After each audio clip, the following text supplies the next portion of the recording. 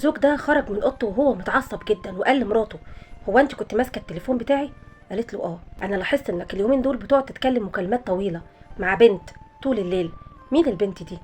قال لها: دي صاحبتي. ايه المشكله يعني؟ انا كنت مخنوق الفتره اللي فاتت وكنت برتاح لما بتكلم معاها، وعلى العموم انا لسه كنت هنزل عشان اقابلها. قالت له: خلاص مفيش مشكله، روح لها. قال لها بكل سهوله كده بتقولي لي اروح لها؟ انت بتتكلمي جد؟ قالت له: طبعا، مش انت بترتاح وانت معاها؟ روح لها. قال لها: كنت لسه هقولك حضري لي الشنطه بتاعتي، لاني قررت اسافر معاها نقضي كام يوم اريح اعصابي. ودخل بسرعه يجهز شنطته واخد شنطته ونزل. مراته كانت قاعده متضايقه جدا من تصرفاته. بعدها اتصلت بالسكرتيره بتاعتها وقالت لها: تعالي لي البيت. جات لها البيت فقالت لها: البيت ده انا عرضاه للبيع، وممنوع ان جوزي يسحب اي فلوس من الشركه بتاعتي.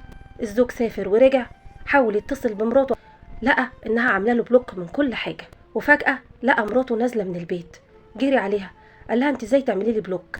قالت له: لان اللي بيني وبينك كله انتهى، احنا لازم نتطلق، وعلى العموم الشقه دي ملكي وانا خلاص بعتها، والشركه كمان بتاعتي، وخليك مع صاحبتك. اللي ما يقدرنيش ما قدروش، وانت جرحتني. فهنا الزوجه بتقول لكم: هل التصرف اللي هي عملته ده صح ولا غلط؟ وهل الزوج يستحق منها ده؟